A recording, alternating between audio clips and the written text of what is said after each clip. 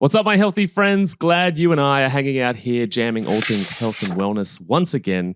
I really enjoy doing these types of episodes because hanging out with people in my inner circle is always just an awesome experience, and it's kind of like a different vibe that just lands a little differently. Anyway, in 2023, it's my mission to coach 500 people to stop the binge eating and savage self-talk cycle so they can lose weight whilst feeling in control and without restriction along the way. And so today we have a very special guest who knows a thing or two about keeping your blood sugar in check and optimizing your digestion, particularly in the keto and low carb diet space.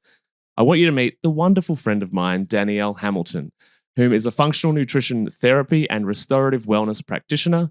She's a woman on a mission to help people uncover their blood sugar and insulin issues even before they know they have them, which is likely a lot of people listening right now. And that includes people with PCOS as well. Danny is big on the idea that reversing insulin resistance is more than just changing what's on your plate. And actually, Danny's been on here before chatting about blood sugar and insulin. So once you're done here, head over and listen to episode 175 of this show for more Danny goodness. And aside from that, she's also got her own podcast called Unlock the Sugar Shackles. Check that out. It's amazing. And apart from that, she's an all-round legend. So Danny, so good to have you here again. What's going on? I'm so excited to be here, Matty. Thanks for having me. And I love chatting with you outside of our personal circle and, for the public to hear. Totally. It's funny when we hang out and talk so much outside of like a professional setting, and then we jump on here and it's like, oh yeah, we have to not talk about our personal lives. Exactly. So in the professional world, hat on. In the professional world, what have you been up to? What's been going on in your space? I have been taking a deep dive into digestion, actually. So it's something that I learned in nutritional therapy school that completely blew my mind. I mean, it was the thing that I felt like that little emoji with its head exploding when I learned about digestion in nutritional therapy school. And I didn't end up specializing in digestion. I ended up sort of specializing in blood sugar because that was really more of my story. But in my signature program, Blood Sugar Mastery, with every single one of my clients, we always work on digestion because what I learned was that digestion is the number one healing priority of the body. And that's because when we digest, a lot of us, and myself included, maybe it was just me, but we tend to think about digestion as like you put food in, it digests, and it comes out. Almost like a blender, right? Like you put the food in, you blend it, it comes out, and then you pour it out, right?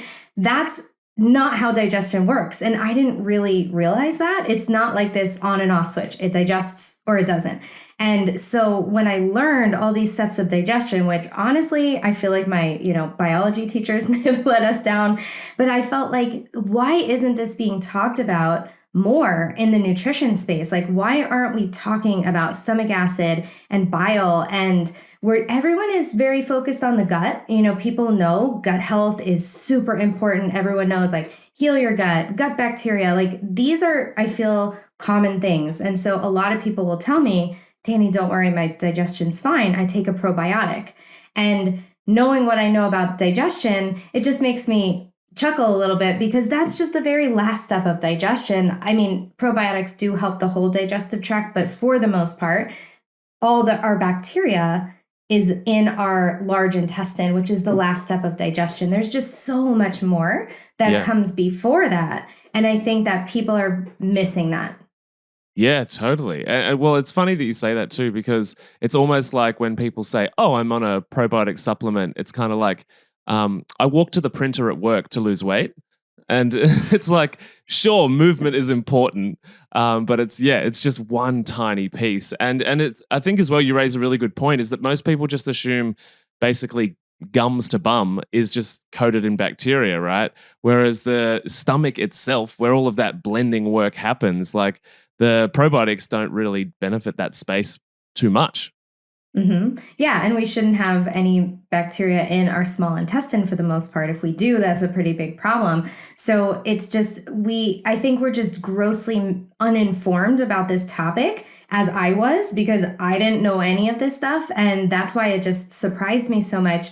And the other thing I see is I work with a lot of people who are working on their blood sugar. So typically they start reducing their carbohydrates in their diet, which is usually a really good thing. And they start, in order to sort of compensate for that, they will increase their proteins, their animal proteins. This is amazing. And they're increasing their healthy fats. So they're doing all these amazing things for their physiology. They're stabilizing their blood sugar, getting rid of those blood sugar spikes. But then a lot of people, they've eaten this sort of standard American diet their whole lives, or I don't know if you guys call it the standard Australian diet, same acronym. Yeah. But, it's a lot of processed foods and things that are just almost things that can just dissolve in your mouth. They don't take a lot of digestive fire. And then a lot of these processed foods have tons of these bad oils in them. So those industrial seed oils that I'm sure your audience is familiar with, like soybean, sunflower, safflower, canola, rapeseed, corn oil, all those types of oils. And those oils are really, really bad for our digestive system, actually. So when we start switching these healthy fats and eating all this protein, our digestive system really, really starts to struggle. And so that's where I see a lot of people where they're like, I can't get into ketosis. I'm trying to stabilize my blood sugar. I'm trying to, eat these fats, but they sort of run right through me, or I went keto and now I'm constipated, or we're going to talk about poop today, people. So strap in. They just have these other symptoms, or maybe they don't have a gallbladder, right? So many people I see have blood sugar issues. They've lowered their fats and now they're trying to go keto, and it's possible, but it's really hard without a gallbladder because you can't digest that fat. So I see people running into a lot of these issues when they may tend to even lose their taste for meat because it just kind of sits in their stomach like a rock. And so that is sort of what people are up against. They're like, I'm trying to do this good thing, but it doesn't feel right in my body. It doesn't, I'm supposed to have all these amazing benefits and I feel sluggish and heavy and I'm spending half my day in the bathroom. That doesn't feel good, right? So this is really what I like to help people with. And what I think is just so fascinating and that missing piece of the conversation. Yeah, cool. So I think maybe a good place to start, because we've already sort of touched on the fact that, people are probably misinformed about their digestion. So maybe we should cover like what the gut does, how it works, like what is normal, and then we can sort of get into how dysfunction comes about. Yeah, absolutely. So I will try to make this brief, really easy to understand, but it really helps to understand how digestion should work in order to know what happens when each piece breaks down. Mm-hmm. So digestion actually begins in the brain. Okay, so a lot of people think it begins in the mouth, but it begins in the brain. The sight and the smell of food trigger us to start salivating, and we also need to be in a parasympathetic, aka rest and digest state, in order for our body to start producing all the necessary like enzymes and juices and all those lovely words to actually start digesting our food. So we see the food, and then we have the food enters our mouth, and that's where we start breaking down the food physically with our teeth. We chew it. And then we also have saliva, which has some digestive enzymes in there, especially to break apart starches. And we have the saliva, and that starts that chemical breakdown of food. So then it travels into our stomach. And in our stomach, we have hydrochloric acid, which is super, super acidic to start breaking down food. And that really, really acidic hydrochloric acid or stomach acid starts to activate this enzyme called pepsin. And pepsin's job is to start breaking down proteins. The reason why pepsin can't be active all the time is because we are made of protein, so it would be digesting us. So it has to wait for that acidic trigger to activate to start breaking down proteins into these tiny little peptides and amino acids. So I just think of them as like Legos. So if you have a chunk of Legos all together, or Lego all together, and then you break them apart into like a few big chunks, those would be the polypeptides. And then the individual pieces would be the amino acids. We know amino acids are building blocks to things like hair, skin, nails, teeth, bones, but also to things like neurotransmitters, so we can feel happy and calm, for things like hormones and enzymes and hemoglobin. So proteins don't only build muscle, they build feel-good chemicals and hormones and really, really important things. So I'm saying all these things so you can start putting together the fact that like, oh, wow, we really probably need stomach acid and pepsin to be breaking down these proteins, right? So stomach acid also disinfects the stomach, it kills bacteria, and it's really important to trigger the next steps of digestion. So in order for the food to actually leave the stomach, it needs to be acidic enough, and then it enters the upper part of the stomach, of the small intestine, where these enzymes come out. So the acidity triggers the pancreas to produce some enzymes. So now we're getting enzymes breaking down the food. We get and it triggers this thing called cholecystokinin or CCK, and that tells the gallbladder to release bile. And bile is really, really, really important for emulsifying fats. So think about it like dish soap. So try to wash the dishes without soap. You're going to have that grease that kind of stays there. That's like trying to eat a meal without bile. So the bile is like the soap. It emulsifies these fats so you can digest them. And it also takes away fat-soluble toxins. So bile has so many important roles. And then in the small intestine, so now the food is in the small intestine. And when you think about the small intestine, I want you to think absorption. That's where so much of our food is absorbed. But by the time it gets to that small intestine, it should really be very, very broken down. So there's little like villi, they're like little finger-like projections that are inside of the small intestine, so that there's a lot of surface area, so we can capture all those amazing nutrients, and then those nutrients go right into the bloodstream.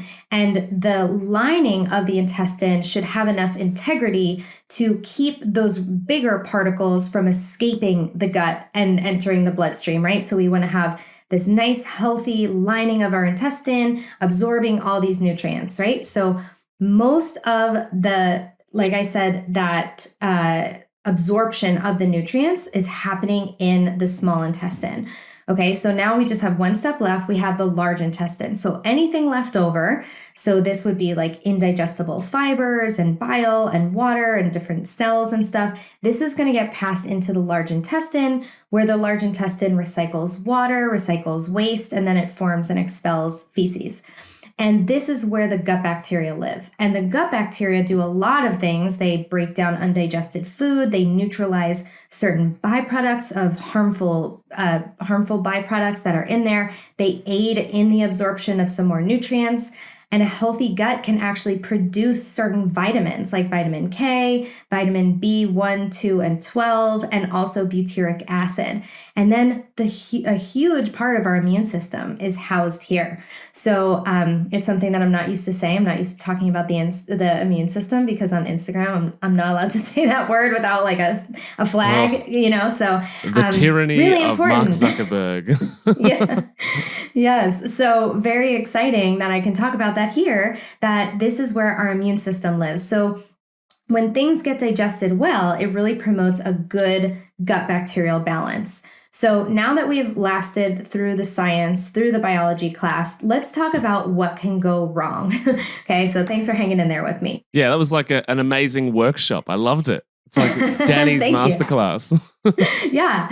So, okay. So now we learned that digestion starts in the Are we brain. Waiting? We need I was waiting for you. Yeah. Digestion, well, I hope you all answered correctly. So digestion starts in the brain. So we are, as a culture, are we, usually in a nice rest and digest state and just ready to eat and just calm and relaxed and focused on our food? No. We're distracted. Only. We're busy, we're on the go, we are getting emails, the kids are screaming, we have to make the carpool line, we have meetings that we shouldn't be having. We're stressed, we're distracted, we're busy. And so we are not in an optimal nervous system state that's telling our body, hey, you're going to get some food and you need to break it down, you need to digest. So there's these really awesome graphics online. You can just type in parasympathetic versus sympathetic, and you can click on images and see all these cool little diagrams of what happens in the parasympathetic state versus what happens in the sympathetic state. Mm-hmm. So in this sympathetic, which is fight or flight, these little diagrams actually tell you the body will inhibit salivation, inhibit the activity of the stomach. And so we're going to stop producing stomach acid, inhibits the gallbladder, so no more bile, and it inhibits the peristalsis, which is that action of the intestines to kind of like push food through. So all of those things are happening when we are in a stressed or just distracted, busy state. We are stopping digestion. So obviously you can see there's a lot of like, oh, I should, like, there's a lot of takeaways here just from like learning the things that can go wrong in digestion. Mm-hmm. You can see what you might need to do, right? These call outs. So when we're super distracted, we are shutting everything off. And we need to remember that digestion is what we call a north to south process. And if something happens up north that impacts our digestion, every step below it will be impacted. So it's not just like, oh, this one is a little messed up, but everything else is going to be okay. No, you're kind of screwing yourself over if you mess up even like the first one or things up north. So that's why this is really important. So it feels like, taking a few deep breaths and sitting down, like, what does it really matter? It does really matter. And I will say, just so you don't feel bad about yourself, I teach this all the time, and I'm like really bad at this. I am working on it, but this is probably one of my hardest habits to break, is to like sit down, take a few deep breaths, not be, working through my meals. And so I want you to all join in with me in this, idea that we're going to improve our mealtime habits, and we're going to sit down. And then another big issue that can happen is that if we don't chew properly. Yeah. So I always say that our mouths have teeth, but our stomach doesn't. So we need to really, really chew our food like 30 times per bite, because if we don't, then we're not breaking down that food adequately, and we're not going to have this whole good chain of events that happens. So chewing actually stimulates the parasympathetic nervous system. So it puts us in rest and digest. And it also helps to shape our jaw, especially kiddos. It can help. So if they're chewing nice, steak, grass-fed steak, or kangaroo, if you live in Australia, which if you're in the US or Canada or outside Australia, you probably didn't know this, but Australians eat kangaroo. I didn't know. And so does my cat, Alfie. Oh my gosh. All the Americans, all the non-Australians are probably being like, oh my God, are you serious? They eat that? And all the Australians are like, oh, ignorant Americans. So anyway, sorry, everybody. That's just a funny aside, because I had no idea. And I had a really visceral reaction when I remember you told me that. It was so funny. Okay, so we're talking about chewing. We need the saliva to mix with the food to start the breakdown of all the starches. And then if we are not mixing our food with the saliva, then the pancreatic enzymes are going to struggle to break down all those starches. Mm-hmm. And so then we can start to feed some candida and yeast and create this general dysbiosis in the large intestine. Dysbiosis just simply means an imbalance of that good and bad gut bacteria. Mm-hmm. So we need to chew our food thoroughly. We have to mix it with saliva. I know this all kind of sounds pretty gross, but it's going to get worse. One of the things that I get clients to do in order to both be more conscious and present with their food, as well as allowing more time for chewing, because a lot of people, the way that we eat, or we've been trained to eat in this busy world, is that we create a queue in front of our mouth. So there's food in our mouth and the fork's already here with like more food on it. And so it just automates this process of swallow, swallow, swallow, swallow, rather than chewing. And so I get people to put their knife and their fork down in between every single bite, so that it's like there's not this line in front of their face of food waiting to come in. That is in my list of suggestions as well. And so I say, just put your utensil down. But I love the idea that, it's like a queue, or for us, like a line of, things ready to come in. So putting your utensil down between bites is really, really important, and can help sort of disrupt that habitual nature of eating, because I can't tell you how many times I've chewed a bite of food like 3 or 4 times and swallowed and been like, oh no, I want to get it back. I want a second chance. But there's no second chances. There's no second chances. There's no second chances. It's gone. So so put your fork down, put your utensils down during eating, and that can really help to break that habitual pattern. That's a great tip.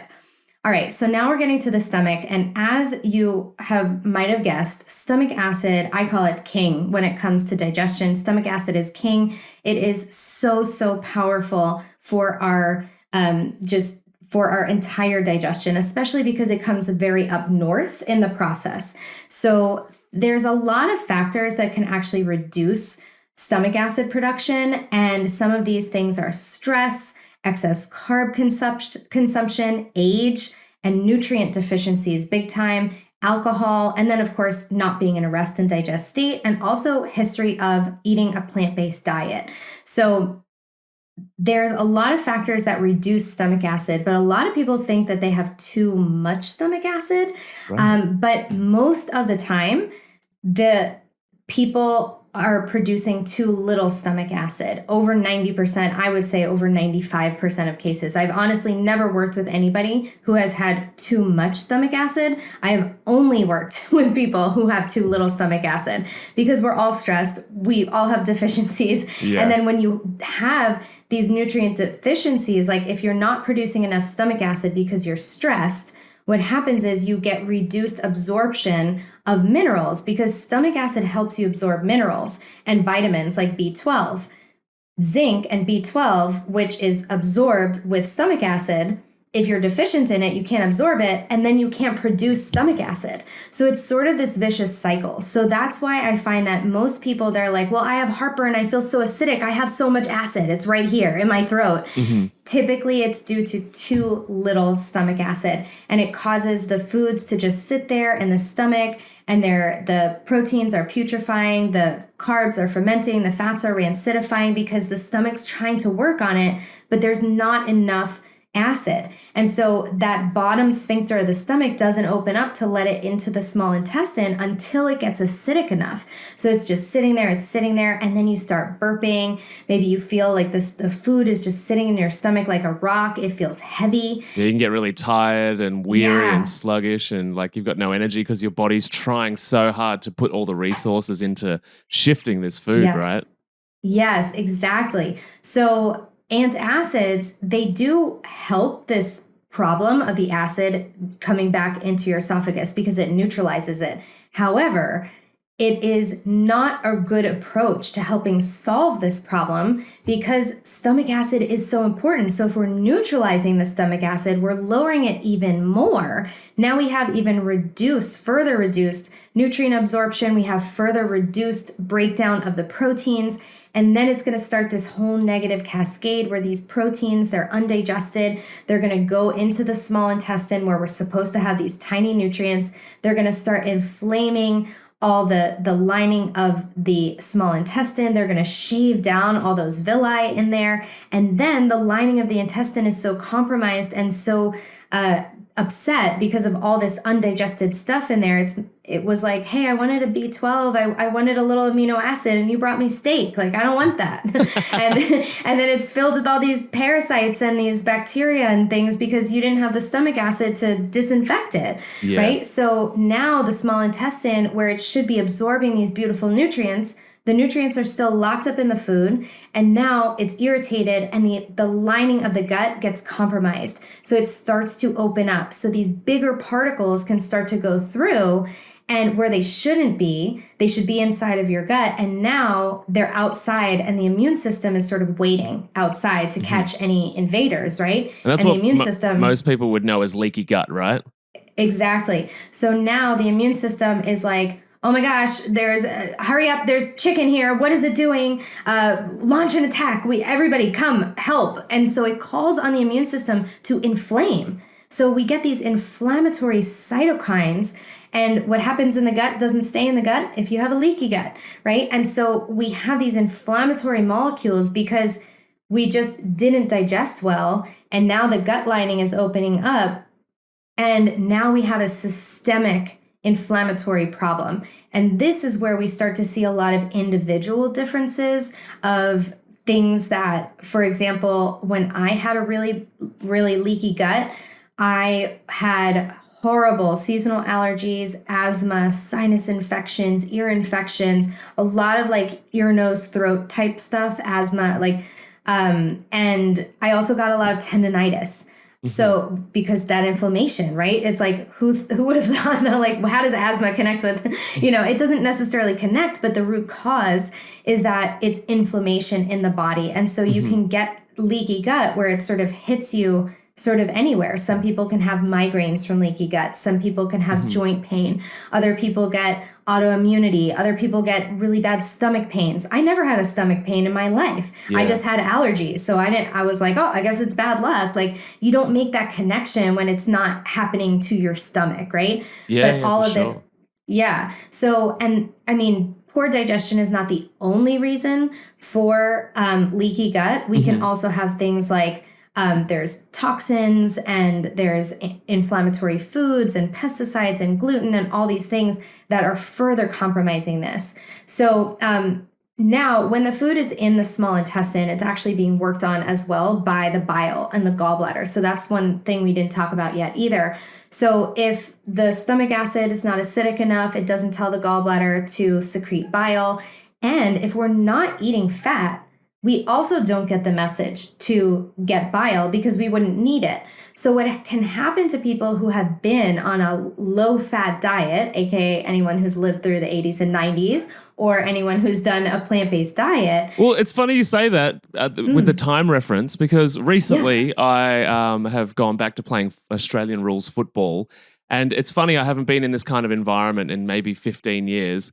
And listening to people talk about, because we're in pre-season, listening to people talk about their weight and diet, like, Australian men, and low fat is still the narrative amongst those. And I couldn't believe it. And I was like, whoa, I'm so stuck in this world of, health and nutrition and people that follow me and listen so they know. Listening to these guys be like, oh, you've got to cut the fat out and whatever. And I'm just sort of absorbing like, oh, wow, like, the sort of, mainstream person that's not into health and wellness still thinks that low fat's a good idea. Exactly. So thank you for saying that. And yeah, sometimes I don't know what people don't know because I'm so in this world and like, you're my friend, like you are my friend, you're my social circle. So, so it's like, it's hard because I don't really see how, I'll go to the supermarket, I'll go to like Walmart or something, and that's where I can see how the world eats. I'm going to, healthy markets and things like that. So I'm just I have this tunnel vision. Like, I don't really understand how the rest of the world eats, but thank you for sharing that. So if you've lived through the 80s, 90s, 2000s, 2010s, or 2020s, or you've eaten a plant-based diet, or you've just had poor quality fats, like the standard American diet, all these seed oils, which are all over the place, really hard to escape. So basically everybody, what starts to happen is that this bile gets recycled. So we use it to digest the fatty food, and then it recycles and the liver makes more, and then it fills up the gallbladder, and then we use it again. But if we're not using it, it kind of just sits there and can get sluggish and thick and viscous, and then it doesn't work as well. So you're getting just not good quality bile to break down these fats. So you're going to have poor, just poor fat digestion. It's going to have a hard time breaking down. And so that is going to drive a lot of discomfort, a lot of issues. So some things that might happen is that from not digesting your fats, you can get tension headaches, you get hormone imbalances, sunburn easily, dry skin, muscles are fatiguing easily, things like that. You could get tension headaches at the base of the skull, headaches over your eyes, but then just issues that you might not be digesting fat well might be that you might get like gallbladder pain, so under the right side rib, but that pain might sort of diffuse all the way to your back or just inside your chest cavity. Some people might have attacks or their gallbladder removed, but then other people might have to run straight to the bathroom after a fatty meal. Greasy foods or fatty meals might upset their stomach. Their stools might be greasy or shiny or light or clay colored. They might float. They may feel nauseous. That's a really big sign of poor fat digestion. Even motion sickness, surprisingly. Yeah, wow. And then dry skin, itchy feet, or skin that's peeling on the feet. These are all signs of poor fat digestion. So that can be sort of how you might self-identify, like, oh, I don't really think I'm breaking down my fats enough. And then, of course, constipation as well. So because if you're not breaking them down, they can just sort of sit there and the body's trying to work on them. So those are some issues with the gallbladder. We talked about the small intestine. So we get this systemic inflammation and some issues some signs that you might have some small intestinal issues, because we did talk about leaky gut. And we said that, you could really have almost any symptom, and that's leaky gut, all these like chronic inflammatory symptoms. But you might know that if you might want to work on your small intestine. If you do have food sensitivities, bloating within an hour or two of eating, if like certain foods make you feel tired or bloated, or if your pulse is speeding up after eating, and then things like allergies, asthma, sinus infections, stuffy nose is definitely associated with leaky gut and small intestinal issues. Any sort of inflammation symptoms, if you have just that sinus congestion, stuffy nose, if you alternate constipation and diarrhea, and having, these are some weird ones, like having bizarre, vivid dreams, nightmares, and then feeling spacey or unreal. Some people say that they just don't feel like themselves. They feel like outside of themselves, and those can all be some symptoms there. So, those are some symptoms of the small intestinal issues. And then we come to the large intestine. And this is really where testing might be needed, because what's going on in the large intestine, there's trillions of bacteria, there's yeast, there's probably parasites. If you have a pulse, you have a parasite. And so we may need to do some testing here. But the really cool thing about optimizing your digestion is that when there's a certain type of dysbiosis, which we talked about, is that balance of the good and bad bacteria, there's a certain type of dysbiosis that's called digestive dysbiosis. And this is where you will get an overgrowth of bad bacteria just based on the fact that you don't have enough stomach acid, digestive enzymes, and fat digestion. And so if you improve those things, this type of dysbiosis can clear up on its own. You don't need to go in there with antimicrobials or anything to kill it. It can just clear up on its own. So that's why I always recommend optimizing these upper steps of digestion first, because you might clear up a lot of issues that you have in the large intestine. However, if that doesn't clear up, there could be other things sort of driving it. So some symptoms of large intestine issues would be like less than one bowel movement per day, stools have edges or they're loose stools, or irritable bowel, blood in the stool, mucus in the stool. If you have like a coated tongue, if you have yeast infections or yeast-like symptoms, if dark circles under the eyes, and symptoms like this, a lot of digestive symptoms that are, probably feel uncomfortable. And then, of course, the more rounds of antibiotics you've taken in your life, sort of the worse off you might be. And I fall into that camp. I have taken probably easily 30 rounds of antibiotics in my life. And it's wild to me how I'm still standing, so I have a lot of work to do on my gut. But that's really the process of digestion. I did just realize that I forgot to share this, the signs of low stomach acid. I think that's important. Yeah, so if we I was could about just to jump circle back. Yeah. Yeah, let's circle back. So this is really common, and I love talking about stomach acid. I could talk about it all day. But again, there's symptoms that you really wouldn't expect. So the heartburn, acid reflux, GERD, those are all symptoms of low stomach acid. Burping or gas within an hour of eating. My tell personally is that I will burp immediately if I don't have enough stomach acid. Bloating within an hour of eating. History of the vegan diet, bad breath, losing the taste for meat. So your body you look at meat and you're like, I just don't want that anymore. And that's probably because your body intuitively knows it can't break it down. We talked about food sitting in your stomach like a rock, feeling excessively full, feeling like skipping breakfast, feeling better if you don't eat, your fingernails chipping and peeling and being very weak. Anemia, being unresponsive to iron. This is because stomach acid helps us absorb iron. Having stomach pains or cramps, constipation, black or tarry stools, and then undigested food in your stools is a really big one. So that's sort of, we talked a lot about poop, but you can kind of see, like, when you look in the toilet, it's like, okay, if my stool is floating and shiny and light or clay colored, that's probably an issue with fat digestion. If I'm constipated and there's undigested bits of food in there and I'm burping after my meals, okay, that's stomach acid. Maybe you have a combination of all of these, because that's possible too. I was going to ask, you mentioned there the history of a vegan diet, and there's obviously this narrative out there in the world, and it's been there for a long time for reasons to do with cancer and lots of different things. But people that move towards an alkaline diet or only eat alkalizing foods.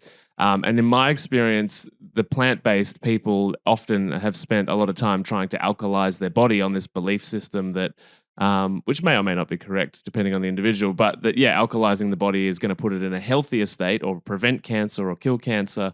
But when we're putting in such neutralizing foods into the stomach acid, if we're neutralizing the acid with plant-based, only as the diet, then we come back, we see some people come back around to be like, oh, I tried to eat meat again and my body, it just didn't agree with me. So I must be a natural vegan, or I must be meant to eat this way. I know that because chicken doesn't feel good anymore.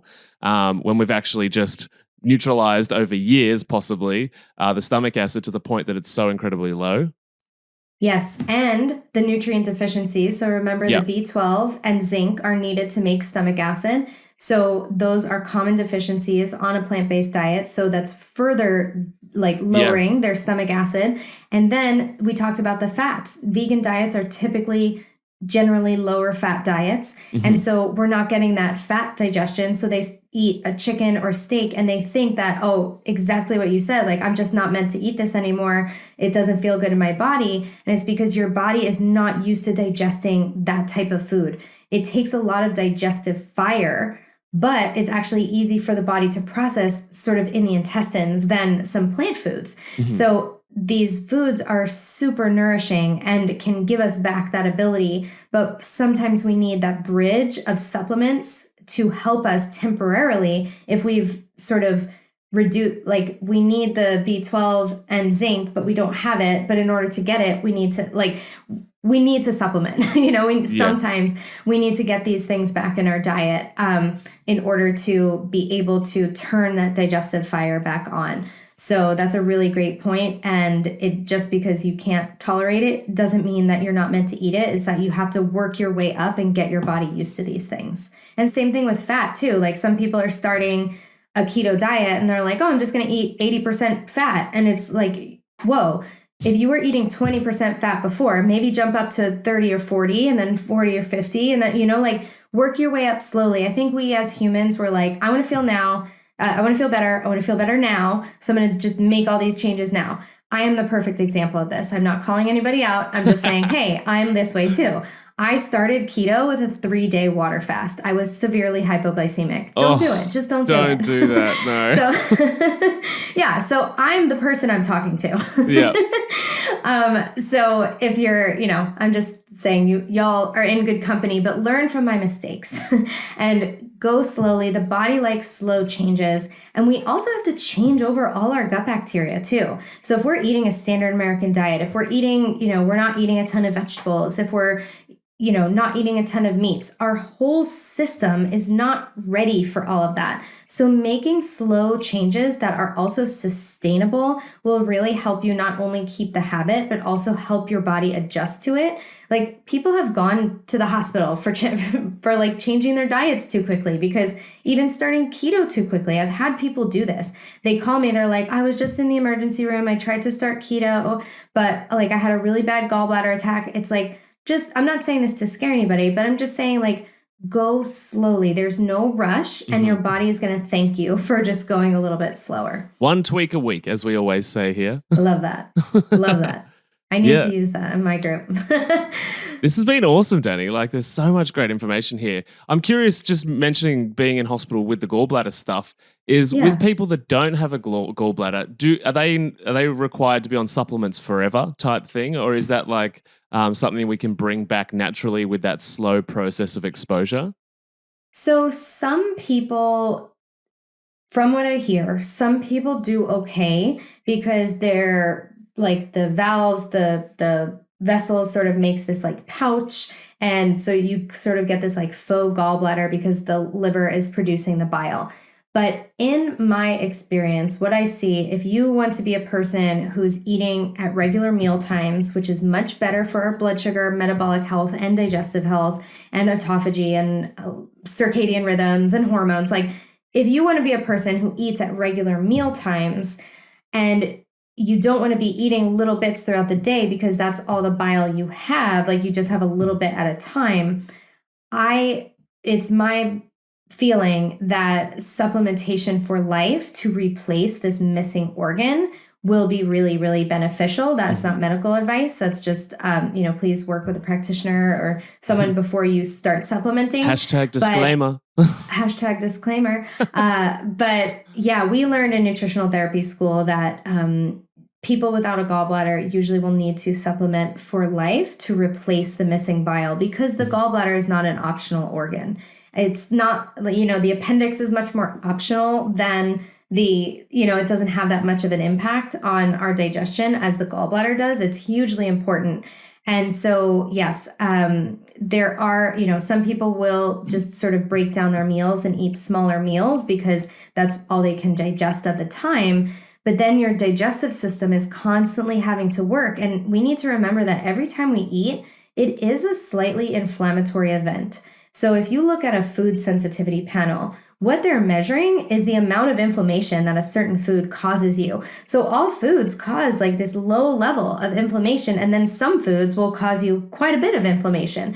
So keeping that in mind, every time you eat, it's sort of an inflammatory process. You get the whole metabolic system going with you get insulin. And so not that insulin is terrible. Of course, we need insulin and of course we need to eat, but eating so many times a day, I just find is not going to get you the results that you want for your for weight loss, for metabolism, for digestion.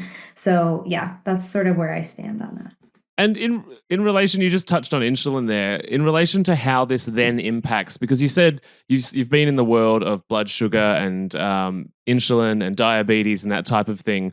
Where is the crossover here? Like, this is obviously really important because we need to get healthy food into people and make sure they're absorbing all of their nutrition. What's the relationship between this digestive dysbiosis or problems that are going on for people and then blood sugar problems and diabetic issues? Yeah, absolutely. Great question. So first, since our blood sugar I talk about blood sugar a lot. I kind of say it like that, but I'm really talking about our metabolic health, right? Our metabolic health, our metabolism, our blood sugar, insulin, it is powered by nutrients. We need to be able to break down food properly and absorb these nutrients in order to stabilize our blood sugar. So things like B vitamins, vitamin D, magnesium, and chromium are important vitamins and minerals that are really helpful for our blood sugar levels. So if we don't have enough stomach acid, once again, we can't get the B vitamins, we can't absorb the magnesium, the chromium. So we're going to impact that. If we have poor fat digestion, we're going to have a difficult time assimilating all these fat-soluble vitamins like vitamin D, which is essential for our metabolic health. Yeah. If we don't break down our food well, or if we eat inflammatory foods, then the intestines won't be able to absorb all those nutrients. So that's going to interfere with the absorption piece. So if we're eating a lot of these processed foods and things, if we eat foods we're sensitive to, we can also drive a stress response in the body. And that's going to drive up cortisol, that raises our blood sugar, that stresses out our adrenals. And our adrenals are one of the major organs of blood sugar regulation.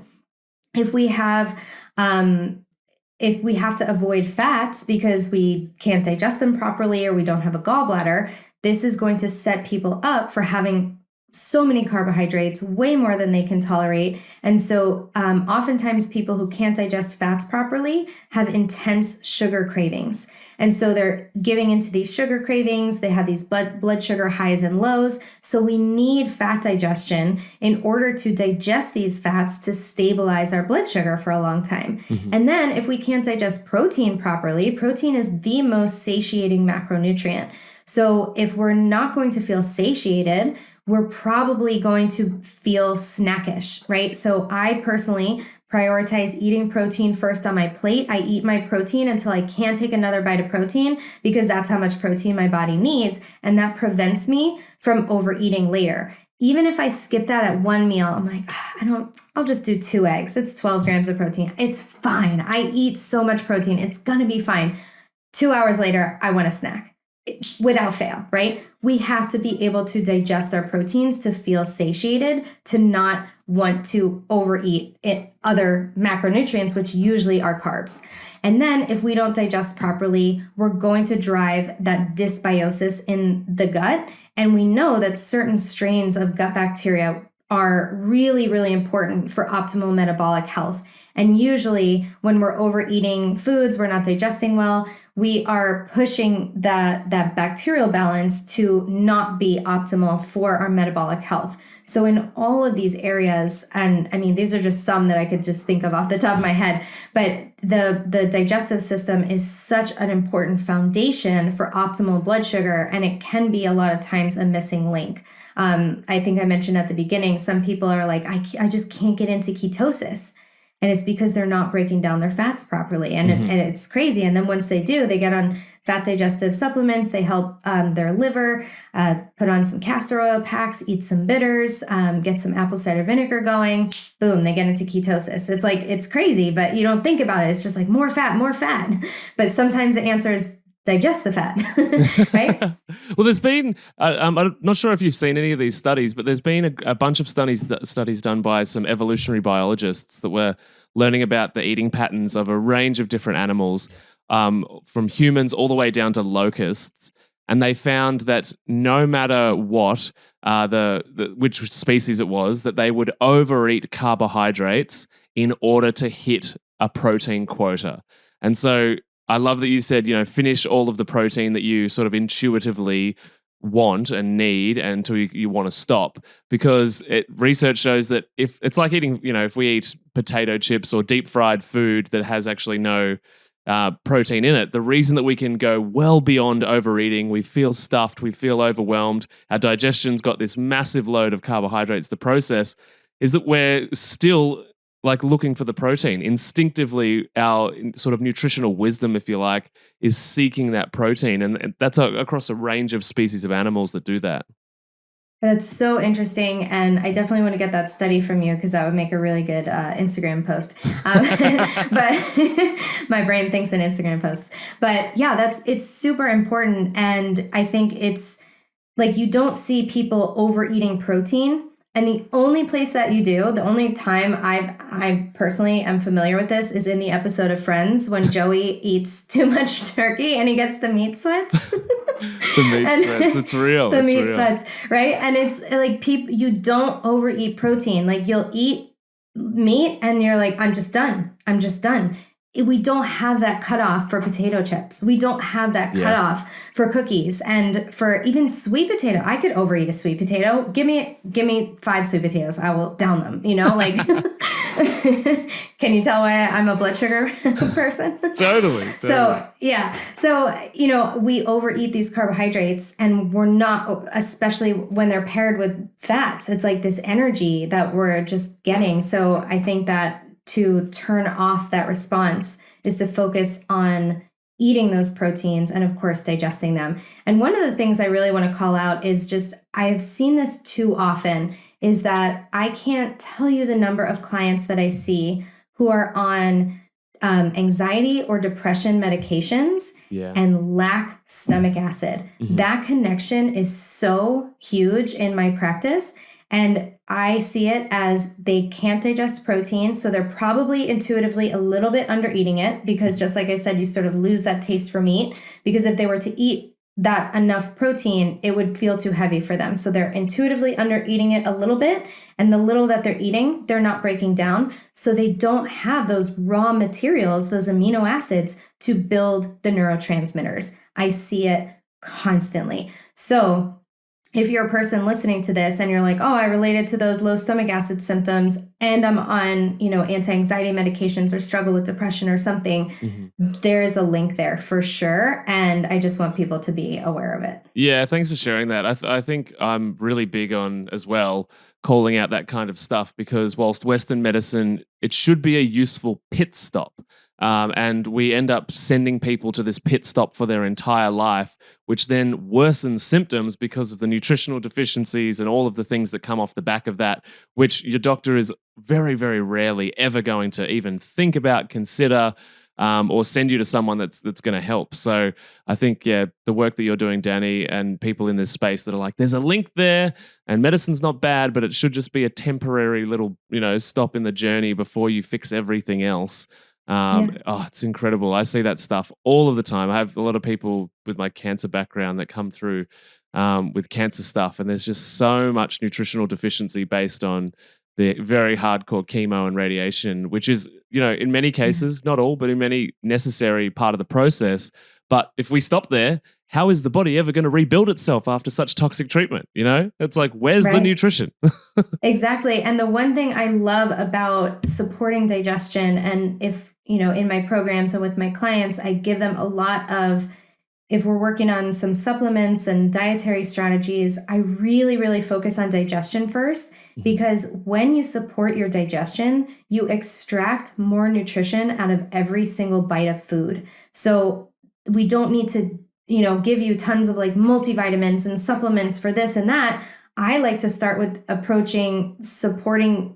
They're called like foundational supports. So it's like supporting the organs of your body to do what they do best. So you can enhance the functioning of your body to actually optimize how you function and how you feel. And so I think it's a really cool hack if you know how to do it. If you know how to do that well, to really just get the more bang for your buck out of every single bite of food. And we can all use that because the soils are so depleted. Like our foods are so depleted. They travel from Australia to Florida to get there. It's like how many nutrients our food is deficient in nutrients as it is.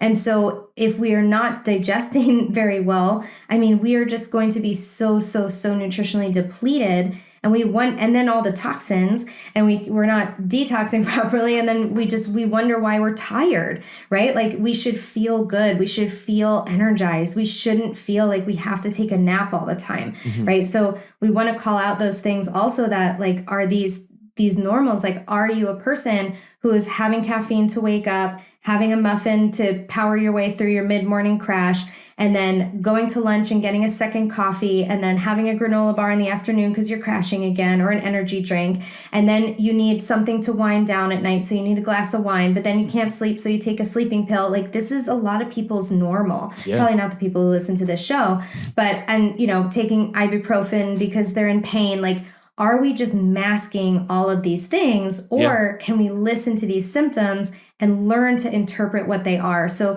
one of the biggest things I like to do is help people interpret the symptoms of their body. Like, what is my poop telling me? Like, what is it saying? Like, what does this afternoon headache mean? And so I think that that's the coolest thing that I learned in nutritional therapy school, is to like understand all these little symptoms of low stomach acid and blood sugar issues, because they're all things that we experience on a regular basis. And if we know what they mean, we can know how to treat them.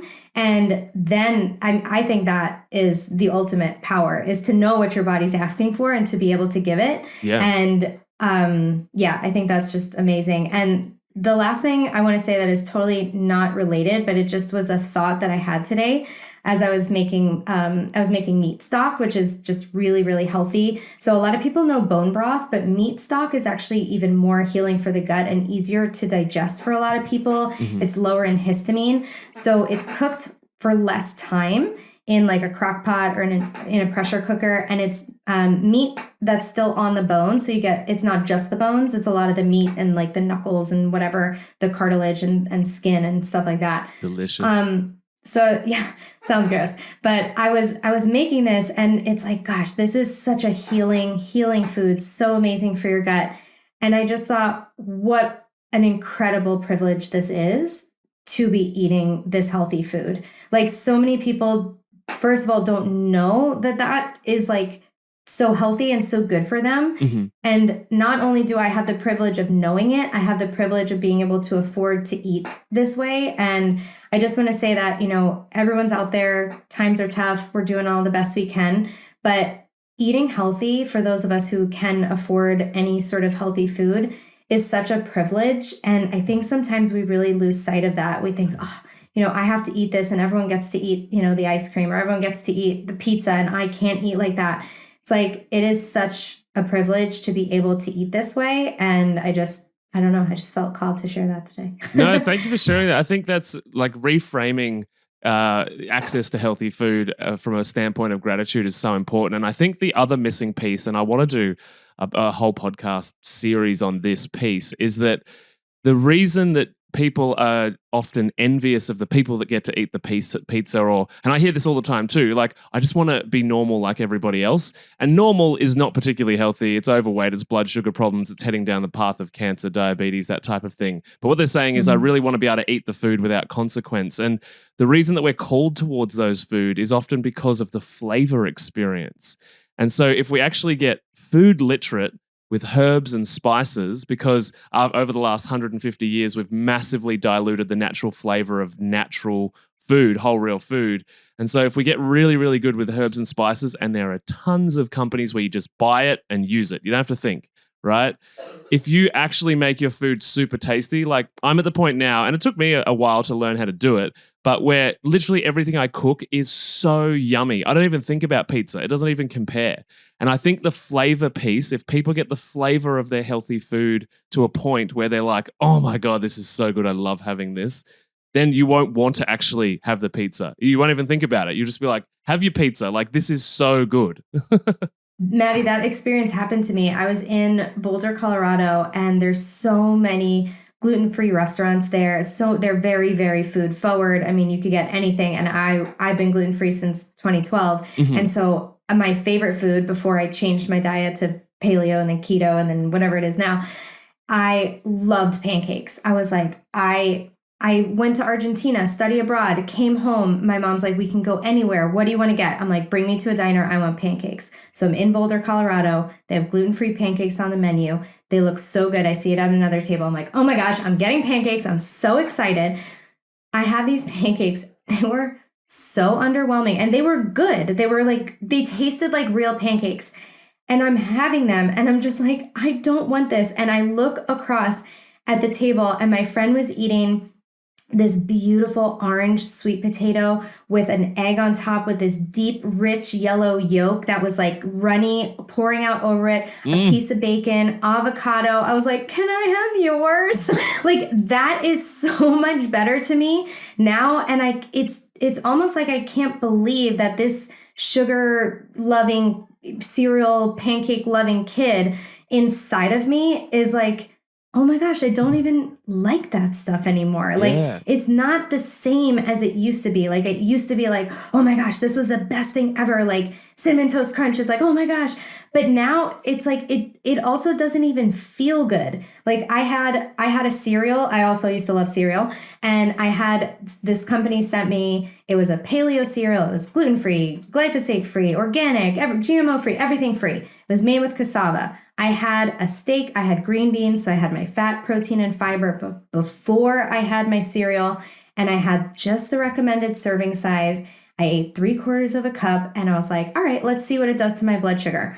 My blood sugar spiked to 168 in millimoles. That is 9.3. Whoa. I've never seen my blood sugar that high in my life. And at the very peak of the spike, do you know what my brain started thinking? What? It was like, Go get more cereal. Do we have chocolate? Go buy ice cream. I was like, what the hell? Who is even saying this?